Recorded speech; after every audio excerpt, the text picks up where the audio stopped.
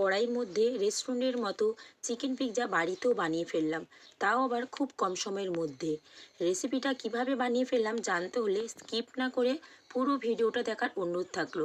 আর যারা আমার চ্যানেলে নতুন, অবশ্যই আমার চ্যানেলটিকে সাবস্ক্রাইব করে পাশে থাকার অনুরোধ থাকলো।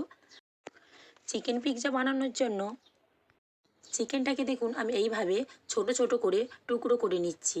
দেখুন ছোট ছোট টুকরো হয়ে গেলে চিকেনটাকে আমি একটি মিক্সিং বয়েলে নিয়ে নেব। মিক্সিং বয়েলে নিয়ে পরিমাণ মতো নুন দিয়ে দেবো এবং দিয়ে দিচ্ছি 1 টেবিল স্পুন হলুদ গুঁড়ো, 1 টেবিল স্পুন লঙ্কার গুঁড়ো এবং 1 টেবিল স্পুন জিরের গুঁড়ো এবং দিয়ে দিলাম 1 টেবিল স্পুন ভাজা মশলার গুঁড়ো। দিয়ে দেখুন ভালো করে চিকেনটাকে আমি ম্যারিনেট করে নেবো।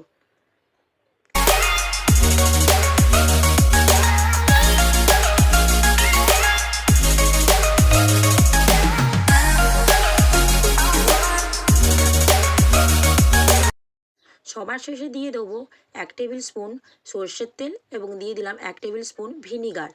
দিয়ে আবারও ভালো করে চিকেনটাকে আমি মাখিয়ে নেবো। দেখুন হয়ে গেলে একটি ঢাকনার সাহায্যে চিকেনটাকে এইভাবে আমি কিছুক্ষণের জন্য ঢাকা দিয়ে রেখে দেবো। ততক্ষণে দেখুন আমি সব সবজিগুলো পিৎজাতে দেওয়ার জন্য রেডি করে নিচ্ছি। একে একে সব সবজিগুলো আমি কেটে নেবো।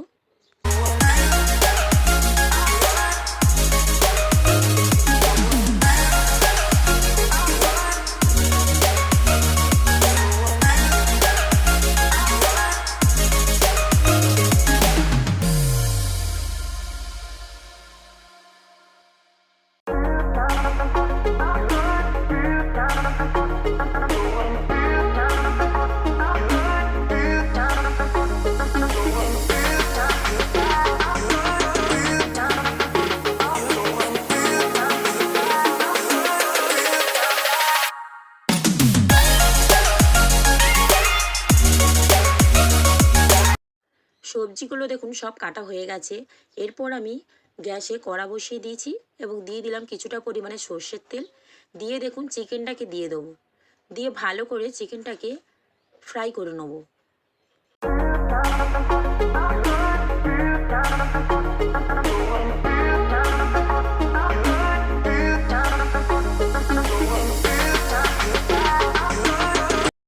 দেখুন চিকেনটা আমার ফ্রাই করা হয়ে গেছে। আবারও ওই কড়াই আমি দিয়ে দিলাম কিছুটা পরিমাণে সর্ষের তেল। দিয়ে সব সবজিগুলো ভালো করে ভেজে নেব।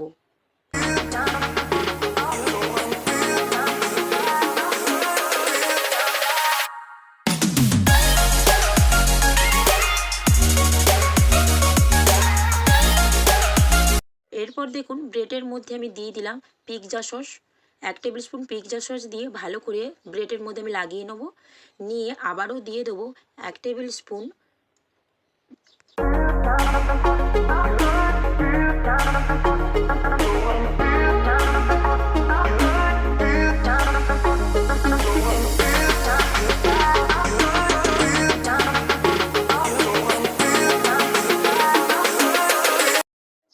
টেবিল স্পুন দিয়ে দিলাম মেয়োনিজ। দিয়ে ভালো করে ব্রেডের মধ্যে আমার লাগানো হয়ে গেলে একে একে সব সবজিগুলো আমি পিৎজার মধ্যে সাজিয়ে নেব।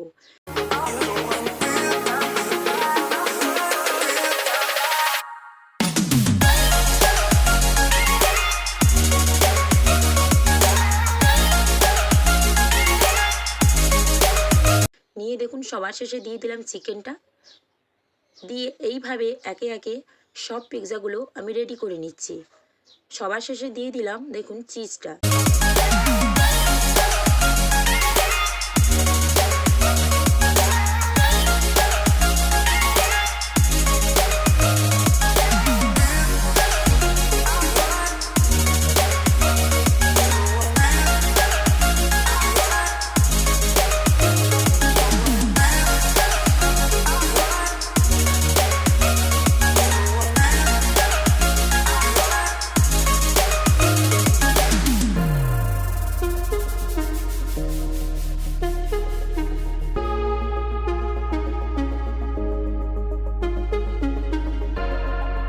হয়ে গেল আমার পিৎজাগুলো।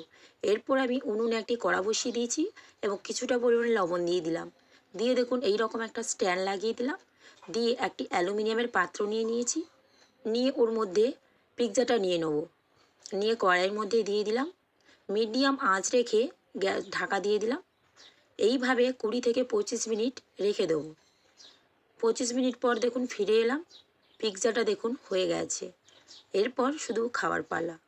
এইভাবে রেসিপিটা আপনারাও বাড়িতে বানিয়ে ফেলুন। রেসিপিটা ভালো লেগে থাকলে অবশ্যই চ্যানেলটিকে সাবস্ক্রাইব করে বেল আইকন ক্লিক করে দিন, যাতে আমার নিত্য নতুন এই রকম ভিডিওগুলো সবার প্রথমে আপনার কাছে পৌঁছে যেতে পারে। আজ এখানেই বিদায় নিচ্ছি, আবারও চলে আসবো অন্য কোনো ভিডিও নিয়ে।